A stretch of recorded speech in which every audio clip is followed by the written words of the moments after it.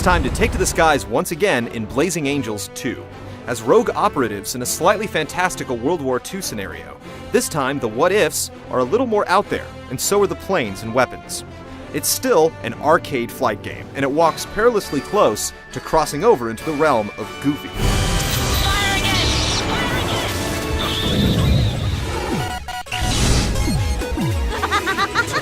Operation Wildcard is just my cup of tea. The game is presented as a nostalgic flashback, quickly putting you into the action as a Blazing Angel, a covert air squadron getting the US of A into the action without FDR having to sign any troublesome documents. In no time, you'll be picking up more recruits ready to fight the fight and pull a big paycheck at the same time. The dogfights spread out over Europe into Northern Africa and even the Pacific Theater, with accompanying plot lines that expand in clever cutscenes and in-game narration. Some of the dialogue is cheesy, but the delivery is so sincere, it's like watching an old black and white classic and smiling, not cringing, at another time in history. What now? You intend to kill me? It all comes out feeling very much like a comic book, and not so much a graphic novel. Your wingmen all have a lot of character, spunk, and spirit, but it's all of the one-dimensional variety. It's larky and lovable, just as fluffy as the clouds you cut through. Laugh while you can, Captain.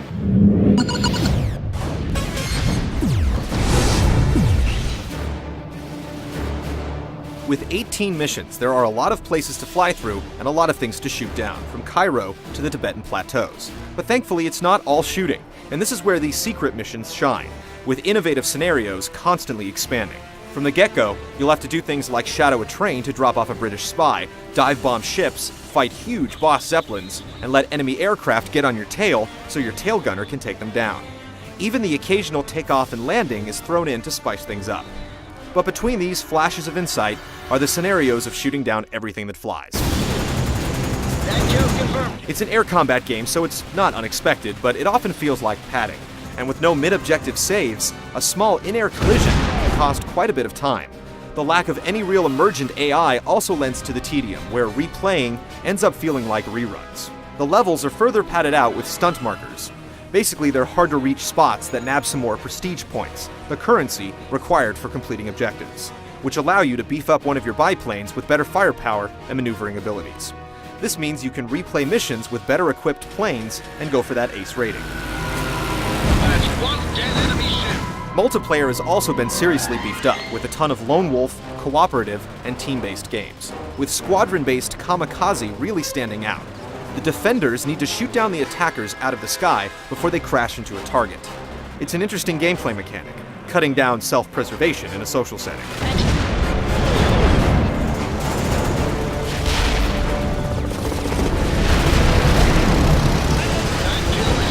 So the missions and maps are colorful and well-conceived. But how is it actually soaring into the wild blue yonder, guns blazing against the Nazi menace? Actually, pretty easy. You don't have to worry about fuel or barometer readings, just radar, health, and ammo. The dual analog sticks work in conjunction for quick turning with air brakes, perilous loop-de-loops, and everything in between. On some planes, clicking both sticks lowers the landing gear. It's a small touch, but appreciated. One of the big challenges of navigating a real 3D space where the Z-axis is a major factor is aiming. The secret mission's secret weapon is the lock-on. You can lock onto enemies 10,000 meters away, making it the focal point of your camera. Targets can be cycled, and even non-combative objectives can be brought to the forefront with the left bumper.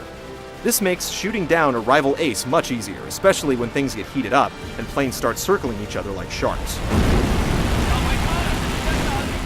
On the flip side, it can be very disorienting, putting your plane into weird angles, sometimes not even knowing if you're upside down or not, with the aiming reticule bouncing around the screen like a dysfunctional Pong game. The aforementioned radar helps in the cardinal decisions, but when it comes to up and down, an altimeter would have been handy, or at least some warning when a geographical slab is threatening to put the final punctuation on the game session. This is the eternal struggle between sim and arcade, deep complexity versus straight-up fun. The lock-on system can almost feel like cheating, but factor in all of the blind flight crashes from relying on it too much, and things start to even out, if not necessarily for the better. Different planes offer different feels, but it's all slight, and you'll end up going by their weapons and stat card more often than not. Finally, your wingmen round out the gameplay. Mapped to the D-pad, you can tell faceless drones to go aggro or defensive, while Edward Teach Thatcher will taunt enemies, drawing their fire by pressing left. I'll do that then, Captain. Hit right, and Lieutenant James Cowboy Thorpe will go haywire and shoot down a bunch of enemies and probably brag about it. Both of these abilities need to be charged over time, but it's great to have power-ups on reserve like this, and they can help relieve the tension after replaying the same long stretch of game again. I'll show you.